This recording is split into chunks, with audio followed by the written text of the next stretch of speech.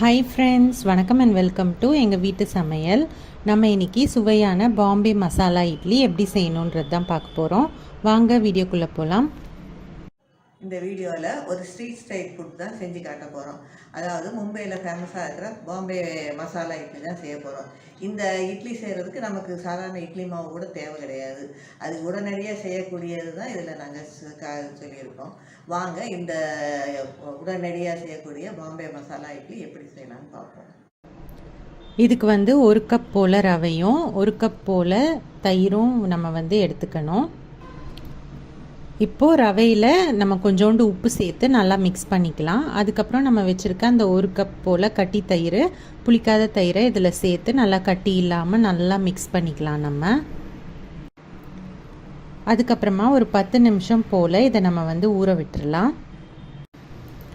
இப்போ ஒரு பேனில் நம்ம ஒரு ஸ்பூன் வெண்ணெயும் கொஞ்சோண்டு எண்ணெயும் சேர்த்துக்கலாம். இப்போ ஜீரகம் சேர்த்து தாளிச்சிக்கலாம்.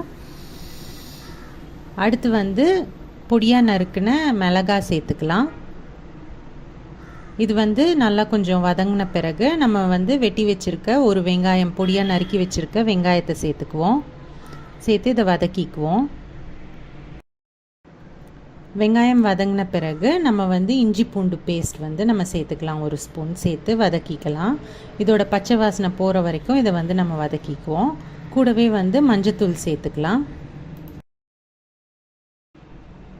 இப்போ மிளகாத்தூள் சேர்த்துக்கலாம். அதுக்கப்புறம் ஜீரகத்தூள் சேர்த்துக்கலாம். தனியாத்தூளும் சேர்த்துக்கலாம்.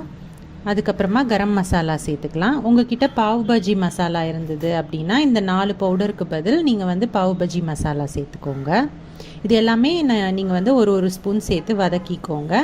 இது பச்சை வாசனை போன பிறகு வெட்டி வச்சுருக்க தக்காளியை அதில் சேர்த்து தேவையான அளவு உப்பு சேர்த்துக்கோங்க.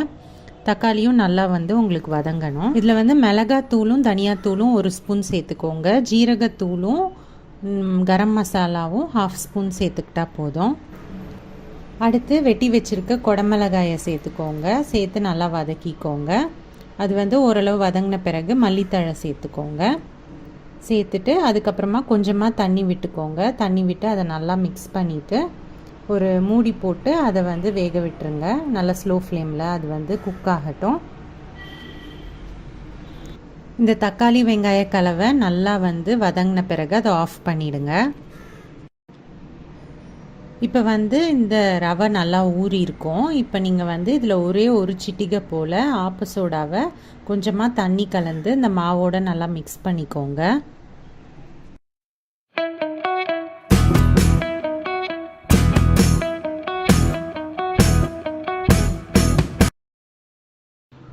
இப்போ இட்லி பிளேட்லலாம் நல்லா எண்ணெய் தடவி க்ரீஸ் பண்ணிக்கோங்க.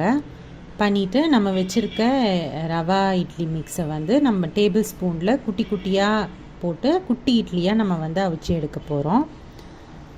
இந்த இட்லி பிளேட்லலாம் இட்லி ஊற்றிட்டு நம்ம இட்லி பானையில் தண்ணி நிரப்பி அதை கொதிக்க விட்டுடலாம். இப்போ தண்ணி கொதிச்ச விட்டு நம்ம இப்போ இட்லியை வேக விட்டுருவோம்.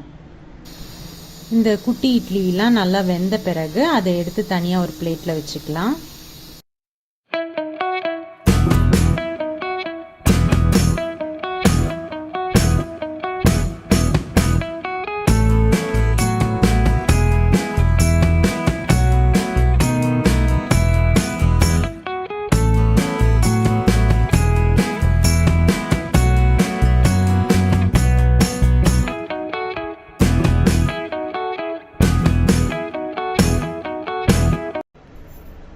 இப்போ இந்த வெங்காய கலவையை நீங்கள் அடுப்பில் வச்சுக்கோங்க. வச்சுட்டு நம்ம வச்சுருக்க குட்டி இட்லியை அதில் போட்டு நல்லா அதோட மசாலா எல்லா சைடும் படுற மாதிரி நல்லா அதை கிளறி விட்டுக்கோங்க.